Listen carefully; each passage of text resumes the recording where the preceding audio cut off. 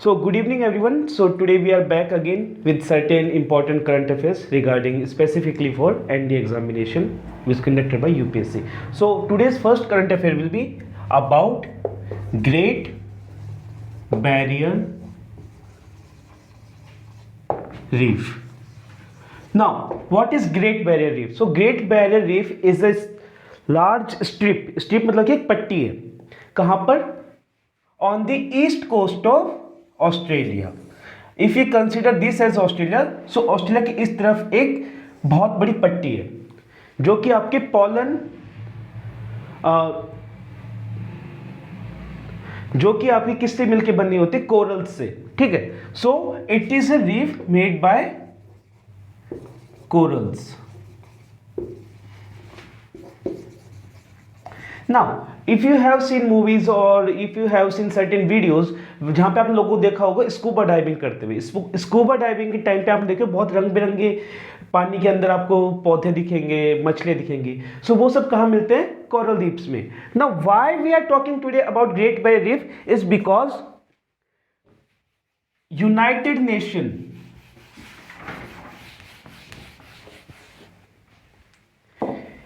United Nation panel has decided to bring this Great Barrier Reef under WHS list. Now, what is WHS? WHS means World heritage site. ना होता है क्या है, UNESCO के अंदर बहुत अलग अलग विभाग होते हैं. जैसे यूनेस्को यूएन के अंदर, जिनमें से एक है यूनेस्को हुआ, यूएनईपी हुआ, यूनिसेफ हुआ. ऐसे अलग अलग विभाग होते हैं जिनका काम क्या होता है. अगर हम यूनेस्को की बात करें तो जो पुरानी हमारे पास धरोहर है या कोई भी हमारे पास कुदरत की धरोहर है जो बहुत अच्छी है और उसको किसी वजह से नुकसान पहुंच रहा है, तो उनकी सुरक्षा की जा सके. सुरक्षा कैसे की जाएगी? जब हम उनको एक विशेष अधिकार देंगे या विशेष सम्मान देंगे. Similarly has been done with Great Barrier Reef. Now what is happening in Great Barrier Reef? That due to leaching and bleaching means आज जो हमारे घरों से गंदगी है, फैक्ट्रीज की गंदगी है, इसको और जो प्लास्टिक है इनको समुद्र में खुले तौर पे छोड़ दिया जाता है. और जब ये समुद्र में जाकर मिलते हैं तो वहां पे क्या होता है, जो एसिड है या फिर जो भी पॉल्यूटेंट है वो किस में जाके मिलेंगे? आपके पानी में. और पानी में कौन होते हैं? ये कोरल्स होते हैं. And corals are very sensitive beings. ठीक है. ये बहुत ही क्या कोमल जानवर होते हैं. ठीक है. और इनमें जब ये ऐसे जाके मिलता है तो उस वजह से वो उनको नुकसान पहुंचता है. So today the corals in Great Barrier Reef are on verge of extinction. So उनको एक्सटिंक्शन से बचाने के लिए यूएन पैनल ने क्या डिसाइड किया है कि उनको WHS साइट के अंदर लाया जाए. Okay. Now our second current affair of today will B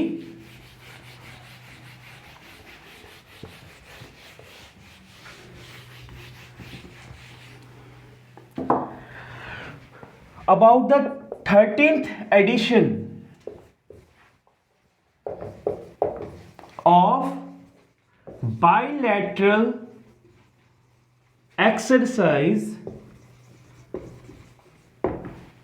between Indian and Oman navies. Okay. और इस एक्सरसाइज का नाम क्या है?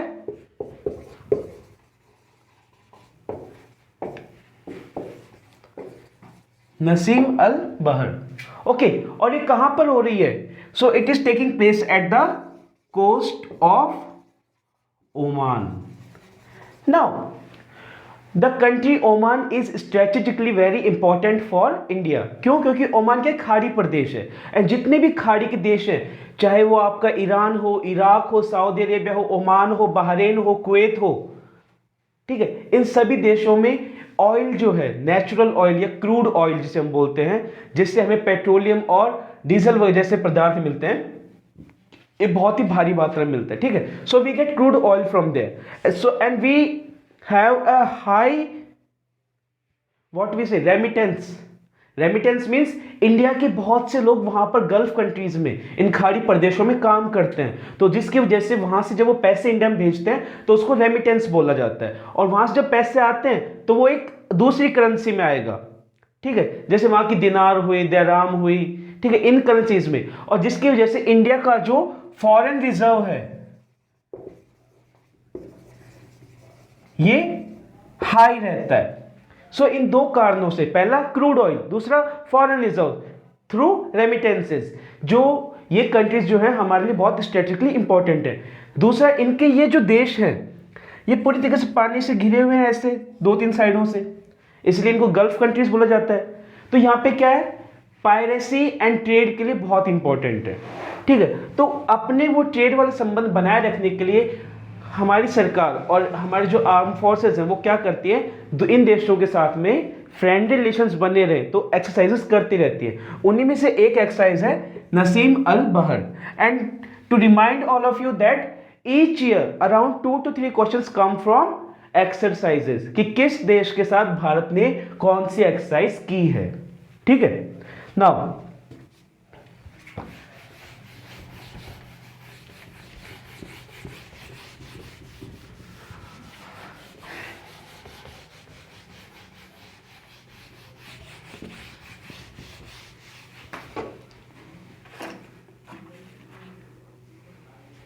our next current affair will be based on a launching vessel.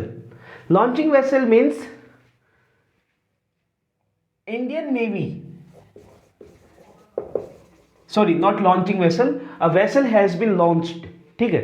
Launching vessel तो वो होता है जो हवा में जाएगा आपका, जो स्पेस शटल या स्पेस शिप कैरी करके जाता है, ठीक है। नाउ इंडियन नेवी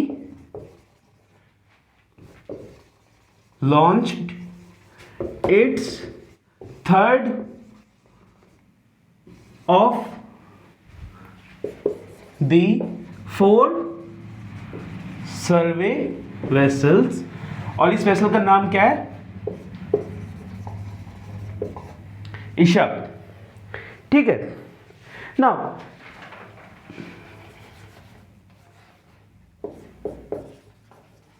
जो इक्षक है ये हमारे एक सर्वे वेसल है ना। What do survey vessels do?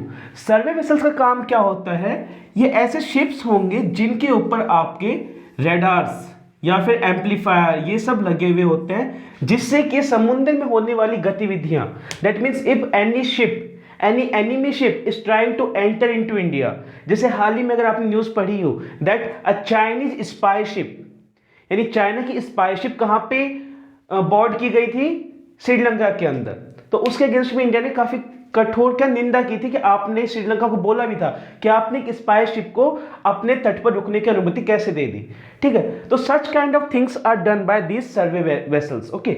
सर्वे मतलब क्या होता है, आसपास की छानबीन करना, ठीक है। और next current affair will B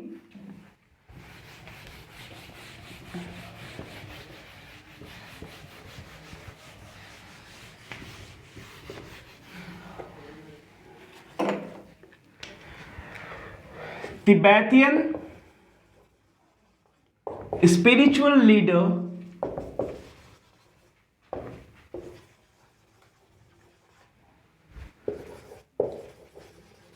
Dalai Lama was honored with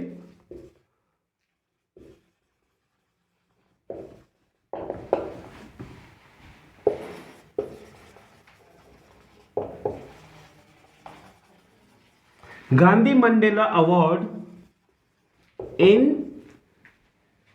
Dharamshala by the governor. Okay, now Tibetan spiritual leader Dalai Lama was honored with Gandhi Mandela Award in Dharamshala by the governor of Himachal Pradesh. Now, who is Dalai Lama? So Dalai Lama is a priest, एक प्रकार से Buddhist monk है, ठीक है ना, Buddhist भिक्षु है, जो कि तिब्बत जो कि आज के हाल फिलहाल में चाइना ने जिस पे कब्जा किया हुआ है उस क्षेत्र के क्या है, वो उसको आज़ादी दिलाना चाहते हैं, तो उस क्षेत्र के लिए वो लड़ रहे हैं। तो उस क्षेत्र के लिए एक प्रकार से हीरो हैं जो कि अपनी जान बचाने के लिए उनको जब डर हुआ कि चाइनीज आर्मी या चाइनीज गवर्नमेंट उनको मार देगी, तो वो अपनी जान बचाने के लिए वो कहाँ पे आ गए थे, इंडिया के अंदर आ गए थे। तो तब से वो इंडिया के अंदर ही रह रहे हैं और यहाँ से ही क्या कर रहे हैं, अपने मैसेजेस पहुंचा रहे हैं लोगों तक कि हमारी मदद की जाए, हमें आज़ाद दिलवाई जाए। तो उन्हीं को क्या इनाम दिया गया था, गांधी मंडेला अवार्ड ना। Both this person, Gandhi and Mandela, Nelson Mandela, जिन्होंने साउथ अफ्रीका के अंदर रंग भेद की जो नीति थी, जिसको इंग्लिश में अपार्थेड बोला जाता है, उसके अगेंस्ट में काफी लंबी लड़ाई लड़ी थी। गांधी जी को आप सभी जानते होंगे कि इन्होंने भारत की आजादी में कितना बड़ा योगदान दिया था। ना सिर्फ भारत की आजादी, इन्होंने साउथ अफ्रीका के अंदर भी जो रंग भेद वाली, अपार्थेड वाली जो लोगों की पॉलिसीज थी, उनके भी खिलाफ सत्याग्रह किया था। So our next current affair will B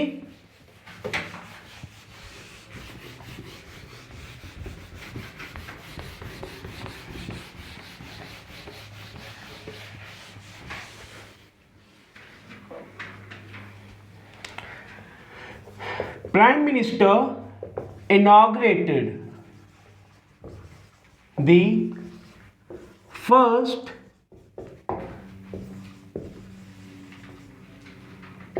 greenfield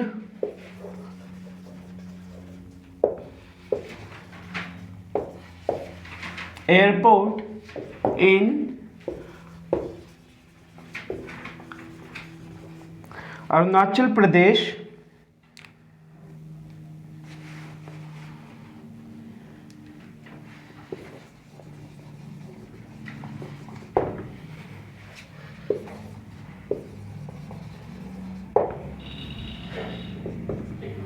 Now, Prime Minister inaugurated the first greenfield airport in Arunachal Pradesh, Domi. Now, what are greenfield airports? So, greenfield airport वो एयरपोर्ट होते हैं जिनको पर्यावरण को मद्देनजर रखते हुए बनाया जाता है। आप इसका अंदाजा इसी से लगा सकते हैं, यहाँ पे क्या लिखा हुआ है, ग्रीन फील्ड।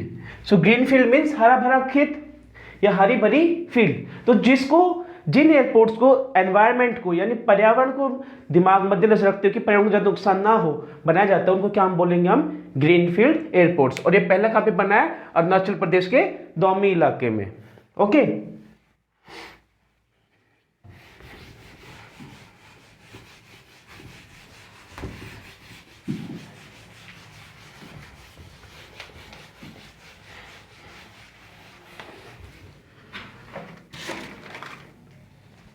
नाउ अभी हमारी अलग अलग प्रकार की डिक्शनरीज होती हैं। जो दो फेमस डिक्शनरीज आमतौर पे जो हमारे घरों पे मिलेगी, वो या तो ऑक्सफोर्ड की मिलती है या फिर मिलेगी हमें कैम्ब्रिज की।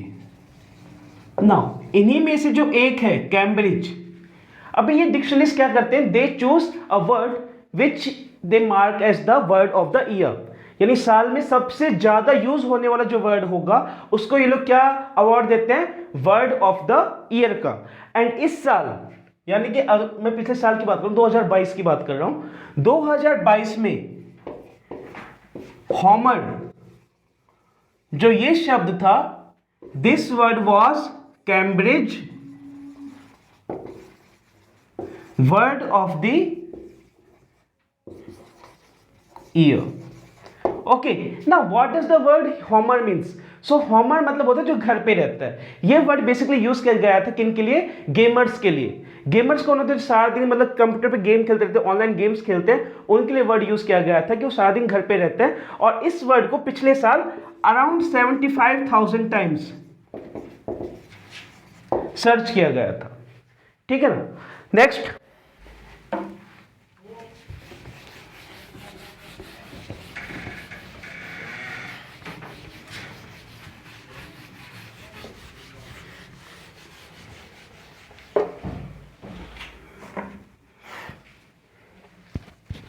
See, Indian government has always been trying to uplift its women empowerment. Okay, वो नारी सशक्तिकरण के लिए बहुत ज़्यादा ध्यान रखते हैं इंडियन गवर्नमेंट। उसी की तरफ हो सकता है और होता आया भी है कि एक क्वेश्चन उस पर आ जाए। So Lance Nayak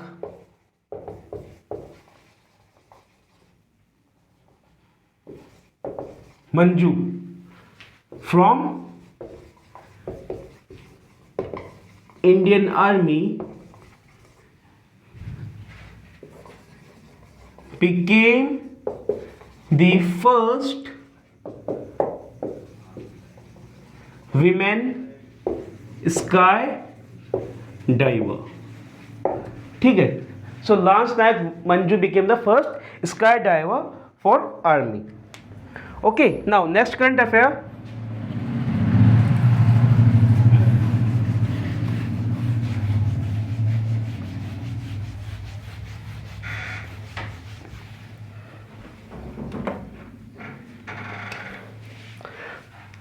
See, nowadays what is happening that Prime Minister Modi, who is also the head of Department of Space, that means कि जो भी प्रधानमंत्री बनेगा वो डायरेक्टली या जो भी इधर एक पोस्ट पे होगा, जो प्राइम मिनिस्टर पोस्ट पे होगा, वो दूसरी कौन सी पोस्ट पे अपने आप हो जाएगा?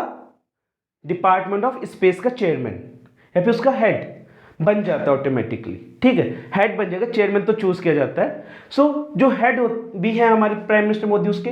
नाउ व्हाट हैपेंड कि इस टाइम पर जैसे कि मेरी मेक इन इंडिया का काम जोरों शोरों से चल रहा है, या मेक इन इंडिया को बहुत ज़्यादा तरीके से प्रमोट किया जा रहा है। So what is happening that today certain private investors are also coming into the field of space technology.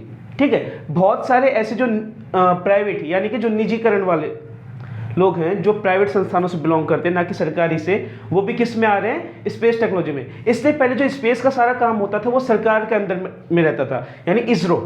ठीक है, इससे पहले कौन होता था? इसरो जो थी वो सभी देख रेख करती थी, वो लॉन्च वगैरह सब कुछ। लेकिन अभी क्या है, प्राइवेट इन्वेस्टर्स को भी बुलाया जाता है। ऐसे ही एक हमारे जो इंडिया के हैं वो कौन है?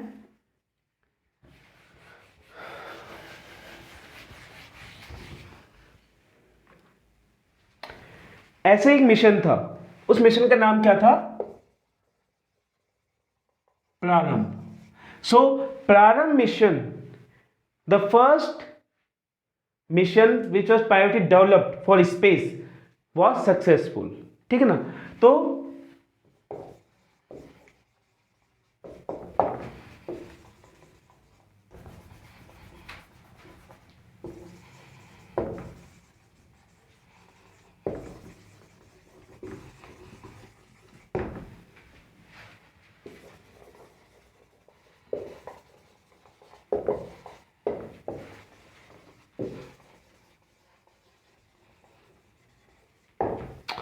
ओके, नाउ इस रॉकेट को डेवलप किसने किया था? So this rocket was develop by Skyroot startup. किसने डेवलप किया था? स्काई रूट स्टार्टअप ने। ठीक है, नाउ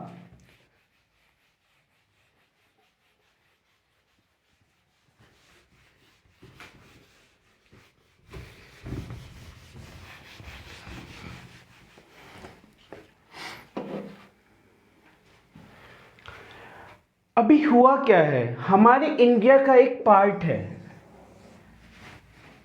ठीक है, यहां पे क्या है? Arabian Sea. Now parallel to और perpendicular to, not parallel, perpendicular to Arabian Sea, what is standing? Western Ghats. Now Western Ghats are standing over here. Now Western Ghats are a mountain range with approx around 1500, more than 1000 meter height, and average height is 1500, यानी 1500 की ऊंचाई पे, 1500 metre की ऊंचाई पे कोई पहाड़ खड़ा है। ठीक है, सो व्हाट हैपेंस, अब इंडिया में जो मॉनसून आता है, the Indian monsoon is carried by the south west trade winds. हमारे जो मॉनसून आएगा वो किससे आता है? South west trade winds. ठीक है, लेकिन जब उस विंड को ये पहाड़ मिलते हैं सामने खड़े हो, तो वहां पे क्या होगा? उनसे टकराती है, एंड टकराने के बाद में यहां पे रेनफॉल होता है। कैसा? ऑरोग्राफिक। ऑरोग्राफिक रेनफॉल होने की वजह से क्या होता है, यहां पर आपके केरला के कुछ क्षेत्र में, गोवा के कुछ एरियाज में 200 सेंटीमीटर प्लस रेनफॉल होता है। ठीक है, एंड जिन दुनिया के जिन एरियाज में 200 प्लस सेंटीमीटर रेनफॉल होता है, वहां पर आपको कैसा फॉरेस्ट मिलेंगे? एवरग्रीन। ठीक है, यानी जो एक समय पर अपनी पत्तियां शेड नहीं करते हैं, उन फॉरेस्ट को क्या बोला जाता है? Evergreen forest. ठीक है। सो अब होते क्या, ये फॉरेस्ट इतने घने हैं कि यहाँ पर जो जनजातियां हैं, यहाँ पर जो स्पीशीज हैं of animals, of both flora and fauna species हैं, ये बहुत ज्यादा है। और ये ज्यादा होने की वजह से क्या होता है, आए दिन कोई ना कोई नई स्पीशीज मिलती रहती है। इस ऐसी श्रृंखला में को आगे बढ़ाते हुए एक नई स्पीशीज मिली थी, किसकी? बटरफ्लाई की। ठीक है। उस स्पीशीज का नाम क्या था? एपिस कॉरिनजोडियन।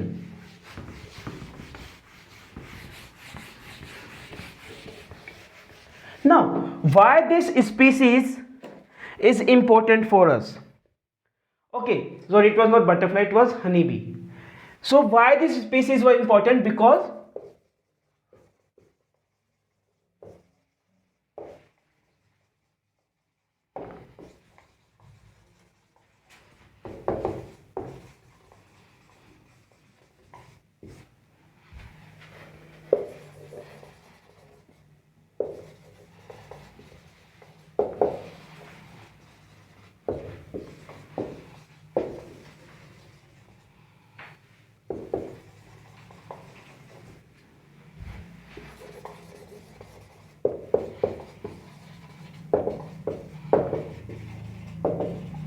ये जो स्पीसीज है एपिस कॉरिनजोडियन, ये हमें लगभग 200 साल बाद दोबारा से देखी गई है। That's what it makes it important for us and that's what will attract the person who is publishing और the person who is making the question paper. ठीक है, कि ये 200 साल बाद दोबारा देखी गई है, इसकी वजह से इसकी जो महत्व है बहुत ज्यादा बढ़ जाता है। और next current affair will B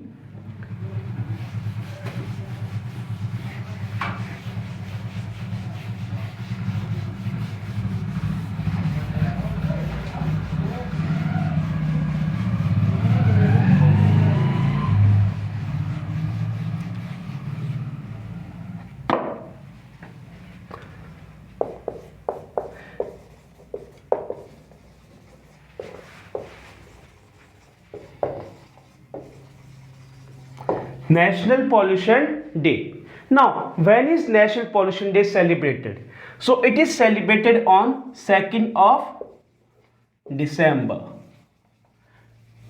अभी इसको सेलिब्रेट क्यों किया जाता है? It's not more like celebration, it's more like remembering day. ठीक है, ये याद करने का दिन है। कौन सी क्या चीज याद करने का?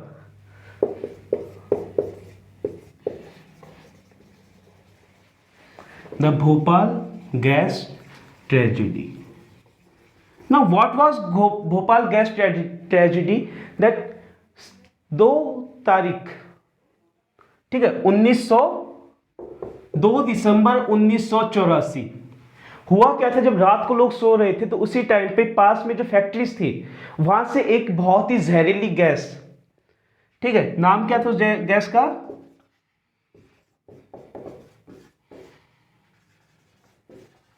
मिथाइल आइसोसाइनेट, ये लीक हो गई थी।